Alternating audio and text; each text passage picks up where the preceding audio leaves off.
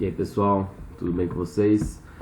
A aula de hoje ela é bem tranquila, tá, gente? Não vai ser nem um raciocínio alongado e nem muito complexo, tá?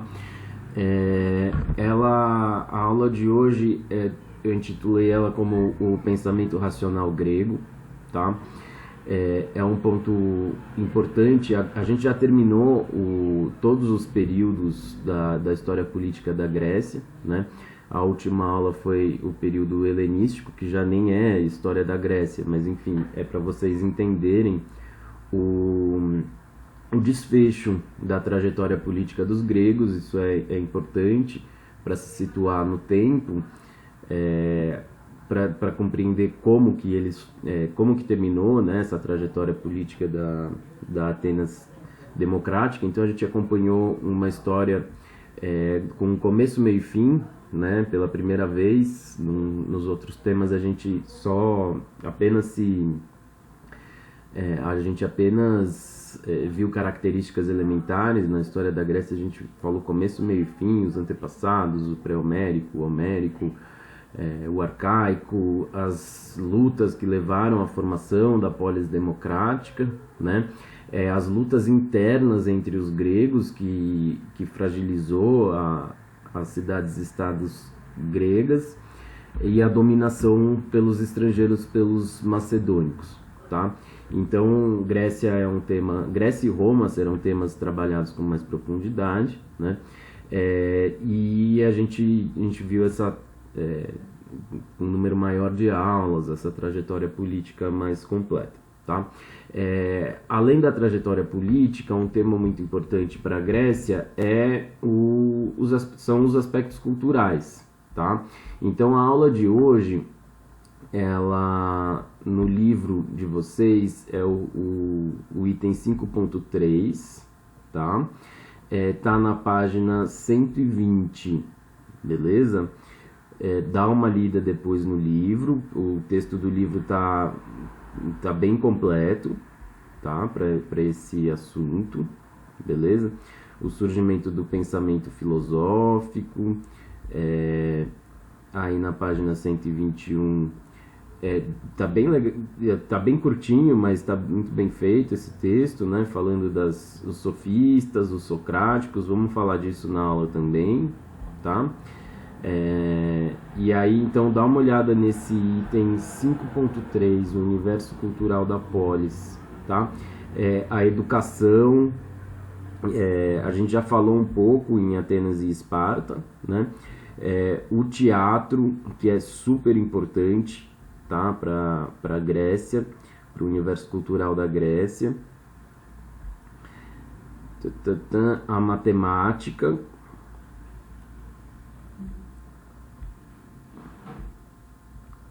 Tem um vídeo aí que está só nessa versão digital do livro, né? E aí vocês vão perceber que eu falei antes, o livro inverte a ordem que eu proponho, né? Ele fala antes do universo cultural e depois da crise das polis. Eu quis fazer o contrário porque você não entende a filosofia grega sem entender essa crise das polis antes, entendeu? O desgosto de Platão pela democracia, ele não é porque, enfim, vocês vão entender muito melhor Platão na aula de filosofia, mas ele está muito relacionado com o desgosto de um cidadão que está vendo a cidade de Atenas ser destruída pela cidade de Esparta, né? E então eu quis, antes da gente falar sobre o pensamento racional grego, vocês entenderem essa crise que foi o final, né, do século IV, a passagem para o século III, onde as cidades gregas entram em guerra entre si, né? A guerra do Peloponeso, não é isso aqui, tá, gente? Isso aqui são as guerras médicas contra os persas, que dão início ao período clássico, né? Mas sim, estou falando aqui da guerra do Peloponeso, na página 125, né, que foi tema da aula passada. e onde as cidades gregas vão... A gente falou que era uma questão tanto tributária quanto ideológica, né? As cidades gregas então vão se dividir em dois grandes grupos, um liderado por Esparta, outro liderado por Atenas. A Liga do Peloponeso liderada por Esparta e a Liga de Delos liderada por Atenas, né? E vão guerrear durante aproximadamente 30 anos, umas com as outras, e isso vai enfraquecer a Grécia como um todo, né? E vai permitir a dominação macedônica, tá? A entrada de Filipe II, rei da Macedônia, e depois que vai conquistar a Grécia, e depois seu filho, que foi tema da aula passada, o Alexandre o Grande, vai expandir depois da Grécia, vai conquistar também o Império Persa, tá? Então, qual que é o meu objetivo com essa aula, tá, gente? Em particular, especialmente para vocês, tá?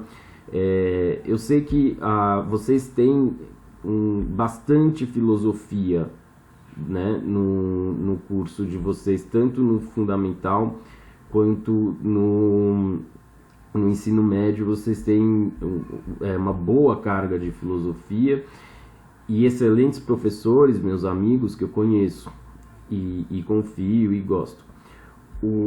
Qual que é meu objetivo, então? Eu não vou falar sobre filosofia, tá? No sentido de eu não vou tentar explicar numa quantidade de tempo muito reduzida um trabalho que vocês já fazem desde o ensino fundamental 2 de forma muito mais bem feita e com pessoas muito mais bem preparadas do que eu para isso, tá? Então o que eu vou fazer? Eu vou tentar, a minha ambição para a aula de hoje é a seguinte: eu vou tentar fazer com que o que vocês já sabem e o que vocês vão aprender ainda sobre filosofia em relação à Grécia, em relação à antiguidade, faça mais sentido historicamente.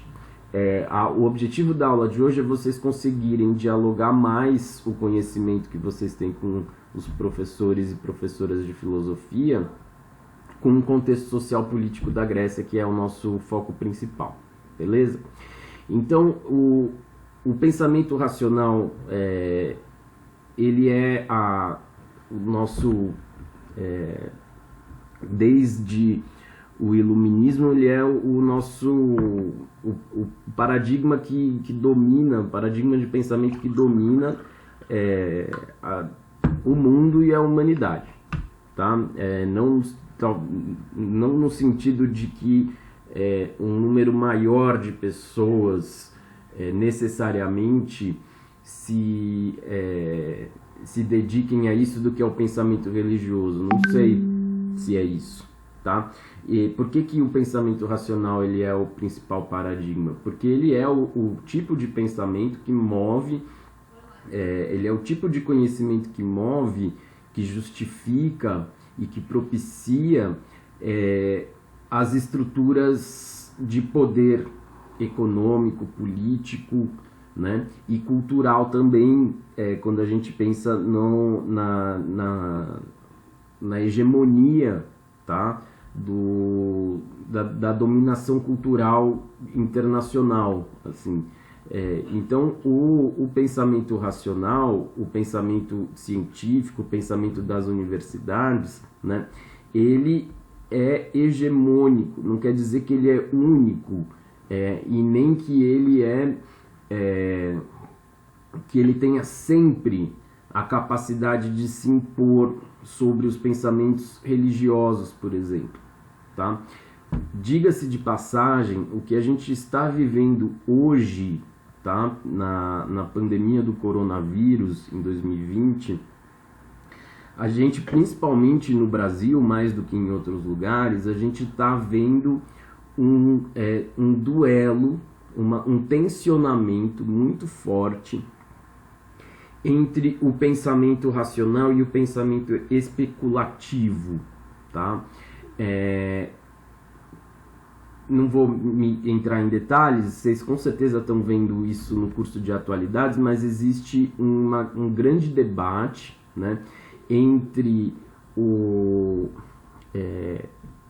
nas soluções para a crise da pandemia, né, existe um grande debate entre proposições baseadas em ciência, e aí no cenário político nacional essas proposições estão sendo defendidas pelos governadores dos estados. Então todo o discurso, se você for ver as notícias e os discursos dos governadores, quando eles falam em isolamento social, eles fazem questão de reforçar.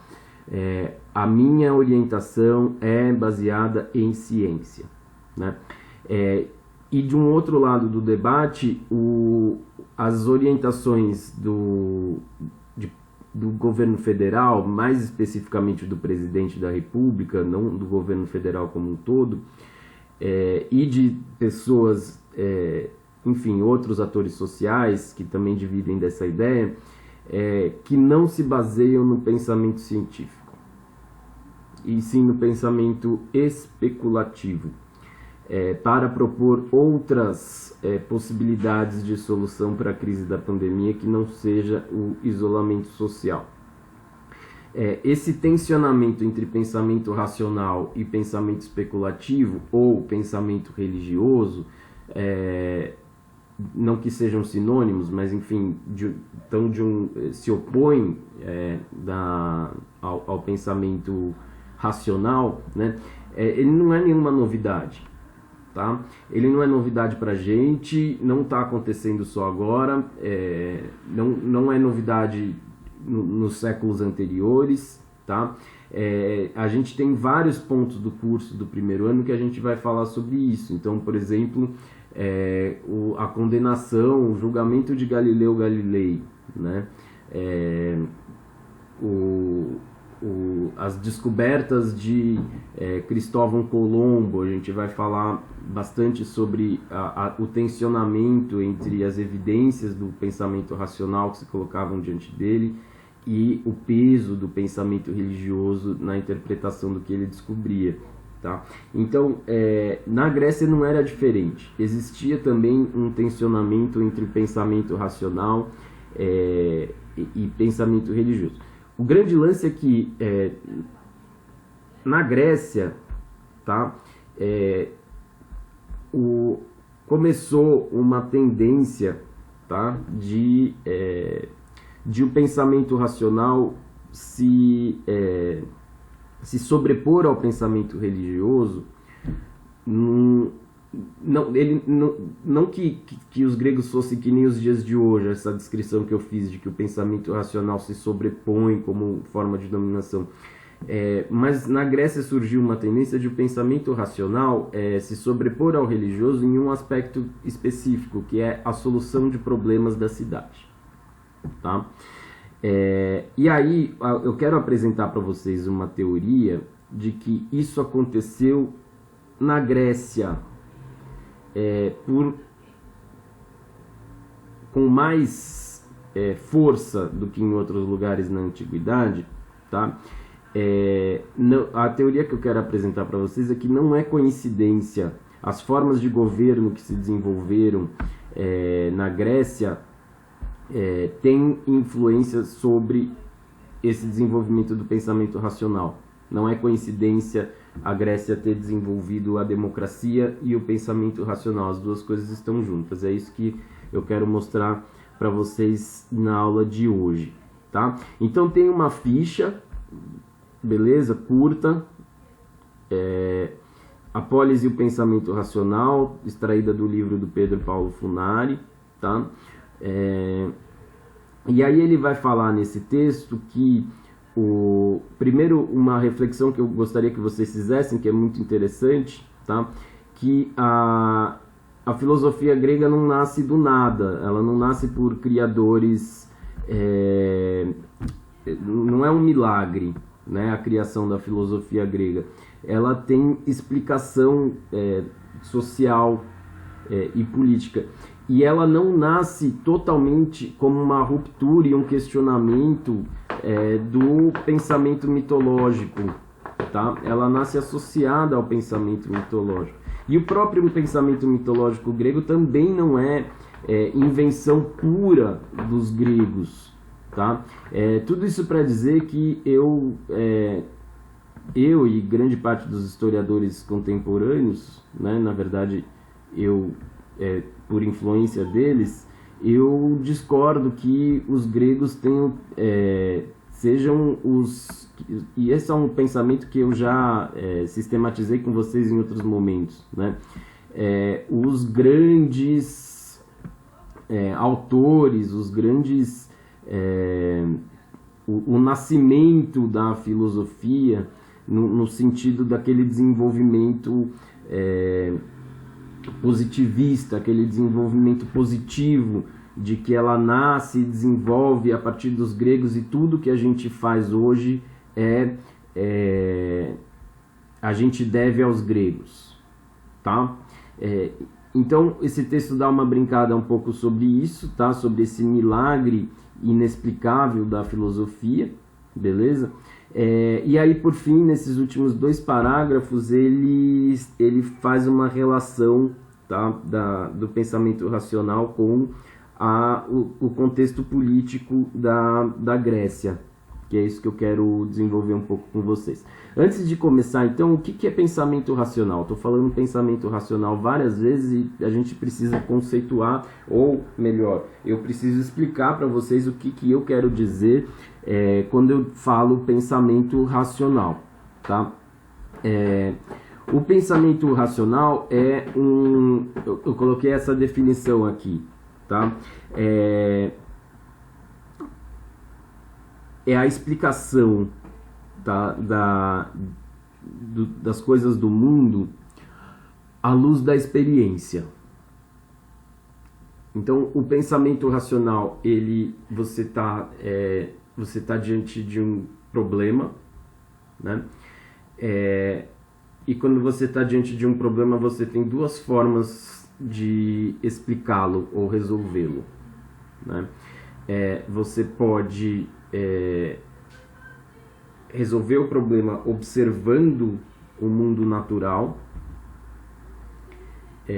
coletando evidências que vêm do mundo natural, que podem ser de diversas ordens, né?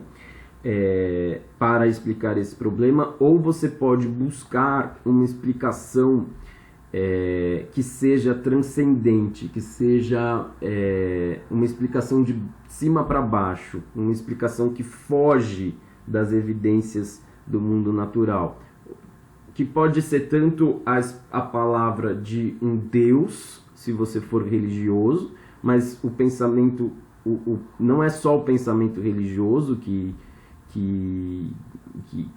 é oposto ao pensamento racional, mas também a crença sem questionamento das palavras de um líder. Na antiguidade, por exemplo, um rei ou um sacerdote, né? Então, a monarquia egípcia, nenhum egípcio gasta tempo refletindo, pensando se o sacerdote, o maior de todos, o faraó, e os intermediários também, tem razão quando ele te convoca para construir uma obra de irrigação ou uma pirâmide. O egípcio não precisa, não faz parte da cultura dele, ou se isso aconteceu não foi registrado, o que significa também que foi uma prática marginal, né? O egípcio ele não questiona o porquê das coisas. Por que ele não questiona? Ele não questiona porque a organização política da monarquia do Egito não permite isso. Faraó é um deus. Ou você acredita ou você não acredita. Todos os problemas do mundo terreno que precisam ser resolvidos vão ser resolvidos com uma única resposta. A resposta do faraó e a resposta dos deuses. E acabou. Tá? Então, essa é uma forma de pensamento que possibilita que é muito mais simples, né? Então você não precisa se debruçar sobre as evidências, tá? Basta você recorrer a entidades superiores que vão te dar as respostas. E o pensamento racional não. O pensamento racional você precisa observar a realidade, observar o mundo natural e criar respostas com base em evidências, tá? Essa forma de pensamento ganhou força na Grécia a partir do século VI, tá? Ainda no período da polis aristocrática. Ainda no período da polis aristocrática, tá? E aí a gente vai pensar um pouco por quê, mesmo na polis aristocrática, tá? Por que essa forma de pensamento racional? Eu já vou qualificar para vocês os sofistas, os socráticos, a diferença entre eles, tá? Por que na polis... Então eu coloquei duas frases de impacto aqui para a gente refletir, tá? A polis, tanto a aristocrática do período arcaico, como posteriormente e principalmente a democrática do período clássico, tá? Qual que é a diferença entre a aristocracia grega e a monarquia egípcia ou persa, por exemplo, tá? A diferença são as assembleias, beleza? Tanto na polis aristocrática e depois na democrática principalmente, se resolvem os problemas da cidade em assembleias. Assembleias que podem ser populares, como é o caso da polis democrática, ou restritas, como é o caso da polis aristocrática, tá? De qualquer forma, a assembleia é uma forma de resolver problemas em que você divide a responsabilidade com outras pessoas da mesma reunião, né? Então, dentro dessas assembleias, tá? Diferentemente das monarquias dos persas, por exemplo, tá? Cria-se um debate público, um compartilhamento de possibilidades, de ideias para resolver os problemas, tá? Esse ambiente político, essa forma de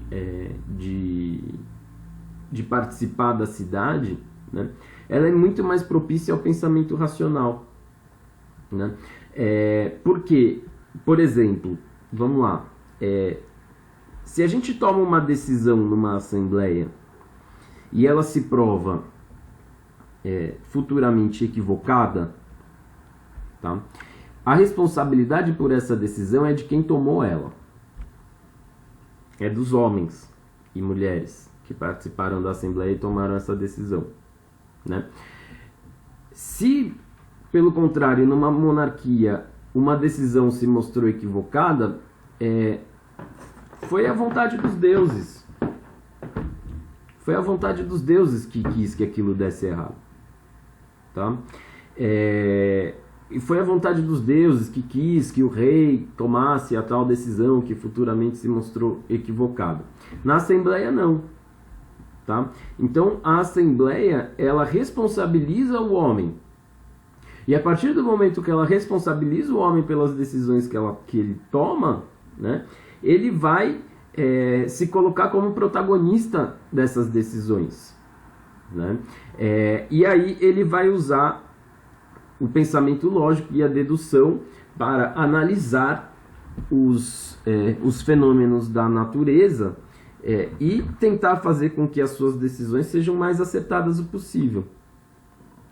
Ele não vai poder futuramente, numa assembleia seguinte, justificar as decisões que ele tomou,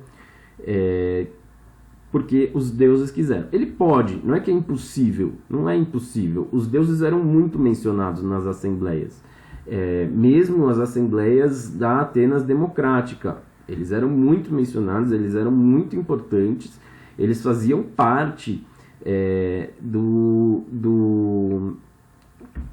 dos problemas e das soluções das assembleias, tá? Mas em última instância, o orador, o cara que defendeu a proposição, então temos aí uma assembleia para tomar uma decisão de invadir ou não invadir a Sicília, tá? Não importa se ele justificou isso perante os deuses dele, tá? Na assembleia seguinte, ele vai ser cobrado se a invasão à Sicília deu errado.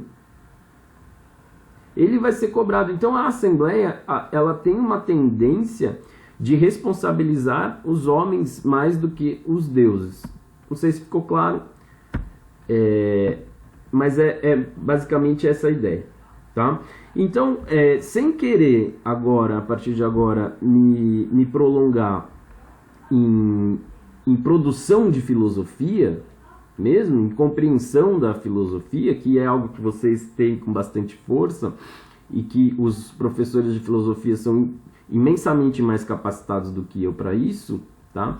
Eu vou tentar apresentar para vocês as tradições sofistas e a tradição socrática de filosofia, muito associada com as datas, tá? E o contexto político que esses caras viveram. Então, eu falei que mesmo a polis aristocrática fazia assembleias.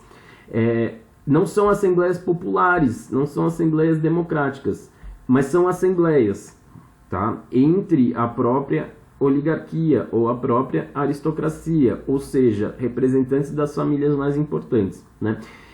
Na polis democrática, que é onde viveram esses caras, os sofistas, tá? Isso ganha uma proporção e um poder muito maior, porque as assembleias, elas são imensas e elas são extremamente poderosas, e elas são extremamente importantes para os gregos em geral, principalmente para Atenas, mas Atenas, no seu imperialismo, tomando decisões que impactavam todo mundo grego, né? Todas essas decisões provêm da Assembleia. Então a Assembleia é extremamente importante, tá? Para os gregos, beleza? E aí nesse cenário, tá? da importância da Assembleia, vão surgir os filósofos sofistas, tá? Que vão produzir um conhecimento que vai valorizar a ação humana para a solução de problemas do mundo, né? Eles vão questionar as explicações religiosas, tá? Eles vão, de fato, eles vão ser uns caras. Eu falei que o conhecimento religioso convivia muito, né, com a Assembleia, com o pensamento racional. Esses caras aqui vão representar de fato o questionamento e a separação entre o pensamento humano, racional, e o pensamento religioso, tá? E mitológico, beleza? Eles usavam como método a retórica, tá? Eu vou falar um pouquinho mais sobre o que é a retórica, beleza? Mas basicamente a retórica para os sofistas, né, é a arte, a prática da argumentação, da boa argumentação, né? De você questionar os argumentos do seu debatedor, né? E relativizar as opiniões dele. Para os filósofos não há verdade, beleza? Todas as verdades podem ser questionadas. Eles criticavam a tradição de verdades absolutas dentro do pensamento grego, tá? Então esse cara aqui, o Protágoras, né, ele começa um dos livros dele falando: em relação aos deuses, não sei se existem ou não. Ele queria que o objetivo deles é criar um homem senhor de si. Senhor de si, na expressão deles, é dono de si, tá? O homem dono de si por meio da razão, tá? O homem, ele conquista o poder sobre si mesmo, ele se liberta, né, de ser propriedade de outros deuses, ele conquista o poder sobre si mesmo por meio da razão, tá bom? E o método que eles utilizavam era a retórica. A retórica é um método muito importante para um cidadão ateniense que tem a participação na Assembleia como o ponto mais importante da sua vida, tá? O cidadão ateniense, ele se prepara, o que ele faz de mais importante na vida dele é participar da Assembleia, e a boa participação na Assembleia, uma participação que se destaca na Assembleia, ela é um motivo de orgulho e de poder na cidade. Tá? Formam-se lideranças nas assembleias, ela continua sendo democrática, cada bracinho levantado tem o mesmo peso, mas nos debates formam-se lideranças, tá? E os atenienses, em geral, têm a sua educação voltada para a boa participação na Assembleia. Então, por isso que esses caras ganham bastante importância na Atenas democrática, tá? Porque eles desenvolveram esse método da retórica e eles saíram vendendo. Eles eram sujeitos de uma classe média ateniense, né? Eles viviam de vender o ensinamento da retórica para os jovens. Eles viajavam pela Grécia e por onde eles iam, famílias ricas pagavam eles para ensinar aos seus filhos a retórica, para que os seus filhos, para quê? Para que os seus filhos tivessem uma participação boa na Assembleia, tá? A retórica ficou, porque a gente vai ver nos socráticos, que a partir de Sócrates começa eles vão ter duras críticas à retórica, tá? E hoje, retórica, ela é um adjetivo pejorativo, tá? Comumente usado como adjetivo pejorativo. Então, quando a gente usa essa palavra, a gente usa ela de forma negativa, tá? Retórica é uma discussão, um debate sem conteúdo, tá? A retórica é um estilo primoroso, mas pobre de ideias, né? Mas ela também a habilidade, o uso da fala ou do texto, da argumentação para influenciar ou persuadir, tá? Criou-se, então, essas são definições da nossa língua portuguesa, né? Do termo retórica. Criou-se uma perspectiva bastante negativa da retórica e do sofismo, tá? Sofismo também é comumente em textos usado como crítica, tá? Isso aí que você está me apresentando não é um argumento, isso é um sofismo, tá? Isso é uma retórica, isso é um argumento retórico, beleza? Ou seja, que não leva a lugar nenhum, que não tem conteúdo, que questiona, mas que não traz nenhum conhecimento efetivo, né? Meu gato tá meio maluco aqui. Beleza? Por que a retórica e esses caras, o conhecimento desses caras... Eu quero que vocês entendam que, assim, eles foram pessoas muito transformadoras, né? E muito importantes na trajetória do pensamento, tá? Então, esses questionamentos que eles faziam, né? Sobre as opiniões das pessoas, principalmente no âmbito aí das discussões, tanto as discussões na Assembleia, mas o lugar do sofista não é na Assembleia, não é lá na Assembleia que ele vai praticar a retórica sofista. é na praça pública, nas discussões que tratam sobre os assuntos da Assembleia.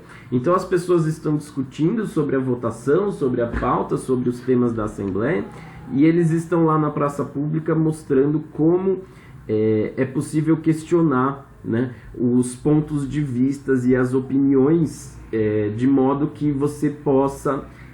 Agora, eles não têm um lado em particular, né, na Assembleia. Eles são artistas, a prática deles é a argumentação. Eles podem argumentar para qualquer lado, mas essa habilidade da argumentação, né, ela é um elemento muito importante para o desenvolvimento do pensamento racional, tá? Em oposição ao pensamento especulativo e o pensamento religioso, beleza? E aí a gente ficou com esta visão muito pejorativa, né, dos sofistas e da retórica e do sofismo, do método deles, né, principalmente por causa deste cara, o Sócrates, né, um filósofo de Atenas, tá? Que na verdade ele passou a produzir um conhecimento que se opunha pesadamente, assertivamente, né, aos sofistas, à prática dos sofistas, né? O Sócrates não escreveu, tá? Não produziu textos escritos, vocês sabem disso, né? Ele tinha discípulos que escreveram textos para eles, né?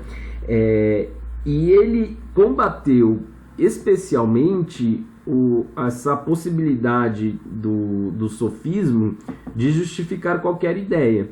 Então ele acreditava que o sofismo, justificar qualquer ideia, faz deles um pensamento vazio, tá? Que nem está aqui na definição que a gente usa hoje, tá? Debate sem conteúdo, estilo primoroso, mas pobre de ideias, tá?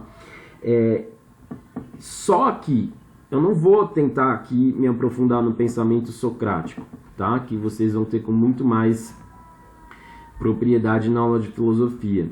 O que eu quero que vocês entendam é que essa crítica de Sócrates aos sofistas está muito relacionada com o período que ele vive, né? E a relação que ele estabelece com a Assembleia. Então, se a retórica e o sofismo por excelência, a prática predominante de uma Assembleia, Sócrates questiona e critica o sofismo junto de uma crítica maior que ele faz à Assembleia, tá? Então, ele julga que na democracia as decisões são tomadas por pessoas despreparadas. Ele acredita que essas decisões que a Assembleia está tomando são decisões ruins, decisões mal pensadas, tá? Entre outros, primeiro porque as pessoas são despreparadas. Então esse é o ponto de vista sobre política dele, tá? Que é diferente dos democratas. Os democratas acreditam que uma decisão amparada pelo maior número de cidadãos possível é a melhor decisão, porque representa os desejos do maior número de pessoas. A opinião de Sócrates é contrária a isso, e ele acha que as decisões têm que ser tomadas por pessoas preparadas e não pelo maior número de pessoas possível, tá? Por que ele acha isso? Porque ele acha que a retórica está a serviço do engano. Então, essa prática sofista, tá? De questionar as opiniões infinitamente, tá? É uma prática que para Sócrates está a serviço do engano, tá? O relativismo sofístico pode justificar qualquer ideia, e isso é um problemaço, tá? No lugar do sofismo, ele usa a ironia. O Sócrates usa a ironia. Então, ele é um sujeito que se dedica a dialogar sobre assuntos diversos, entre eles a política, né, em praça pública, e indicar contradições, né, no pensamento das pessoas, de forma a indicar, mostrar para as pessoas que o pensamento delas é marcado pela ignorância, não no sentido pejorativo de ignorância, mas no sentido de ignorar, que as pessoas sabem muito pouco sobre o que elas acham que elas sabem, tá? Por que o Sócrates ele é tão amargo com a Assembleia? Porque ele está vivendo o período da Guerra do Peloponeso, tá? O período em que o declínio da cidade de Atenas, tá?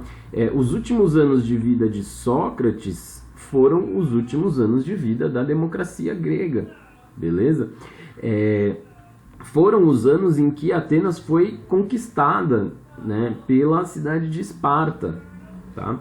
Então ele está vivendo um período de decadência da democracia e da cidade de Atenas, tá?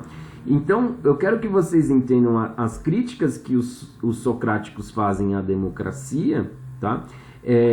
Não como pessoas que se levantam contra a participação popular no auge, no período em que essa participação popular está no seu auge e está fazendo com que Atenas seja a cidade mais poderosa da Grécia, tá? Eu quero que vocês entendam que eles se levantam contra a democracia num período em que Atenas está no seu fim, na sua crise, beleza? E eles vão olhar para essa crise de Atenas, né? E vão se decepcionar, vão criticar a Assembleia, a participação popular para a tomada de decisões. Eu não vou dizer que essas pessoas são despreparadas para tomar as decisões, que o ideal seria pessoas preparadas, né, sem consulta popular, porque as pessoas... e sem a retórica, porque a retórica está a serviço do engano, beleza? E aí, dois discípulos dele, Platão e Aristóteles. Platão, discípulo de Sócrates, também viveu a crise de Atenas, né? E pior ainda, viu a Assembleia condenar Sócrates à morte por corromper a juventude, acusado de corromper a juventude, tá? Então, se essa crítica, essa amargura de Sócrates com a Assembleia, no Platão vai ser pior ainda, tá? E aí Platão também é um filósofo que se dedica a diferentes... se dedica a compreender a natureza do conhecimento, vocês vão ter isso em filosofia, e ele se dedica especialmente à política, tá? Então ele vai escrever tratados sobre política nessa perspectiva de condenar a democracia por ser um governo de pessoas despreparadas, tá? Então ele propõe, quando ele fala em pessoas despreparadas, ele propõe que pessoas preparadas, ele propõe que as pessoas mais preparadas são os filósofos, beleza? E ele imagina como seria uma polis justa e uma polis perfeita, né, governada por filósofos, beleza? Não vou me aprofundar aqui na filosofia desses caras, tá? Quero dar a vocês a contribuição do curso de História para vocês, ser uma contribuição de associá-los às questões sociais políticas da Grécia. E vocês vão ver isso em filosofia com muito mais propriedade, beleza? E aí, por fim, esses dois caras, então, são discípulos de Sócrates, tá? O Platão, um discípulo imediato, né? E o Aristóteles, que já nasceu após a morte de Sócrates, não conheceu Sócrates, tá? Mas considerado aí também um discípulo, né? O Aristóteles, ele vai ser um cara extremamente importante, né? A gente já está falando aqui de uma Atenas conquistada por Esparta, ou seja, ele é um cara que não vai viver a democracia grega, tá? Então ele vai se dedicar a outros assuntos, diferentemente do Platão, ele vai falar bem menos sobre política, tá? E vai se dedicar muito a outros assuntos, beleza? E ele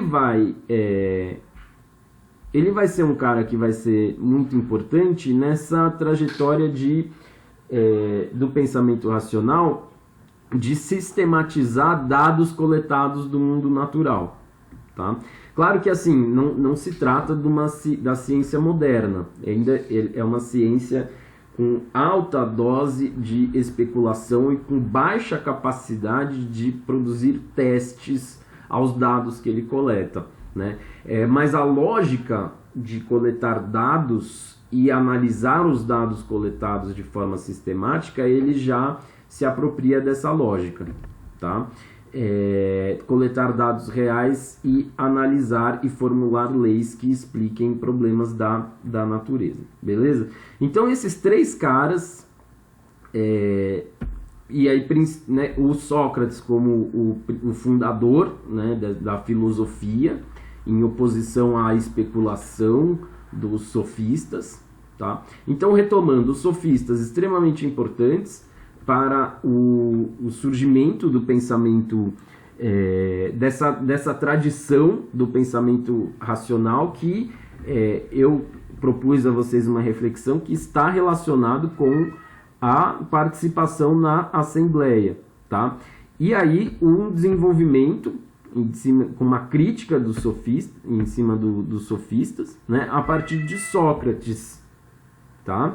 E aí dois discípulos importantes de Sócrates, Platão e Aristóteles vão influenciar muito, muito, muito nos seus métodos, nos seus princípios, nos seus valores, pensadores e cientistas da Idade Média, do Renascimento, mesmo fora da Europa, no mundo árabe, tá? E vão criar tradições de pensamento aristotélicos e platônicos que futuramente nós vamos retomar em outros momentos do curso. Beleza, pessoal? Deixa eu dar atenção aqui para o meu gato, que ele está enlouquecido. Era isso que eu tinha para falar. Eu vou propor uma atividade simples, que no momento em que eu estou gravando o vídeo eu ainda não pensei qual que é, mas eu já decidi que não vai ser teste, tá? E vai ser alguma coisa mais simples. Espero que vocês tenham gostado. Leiam a ficha, leiam os trechos do livro. Forte abraço para vocês e até a próxima.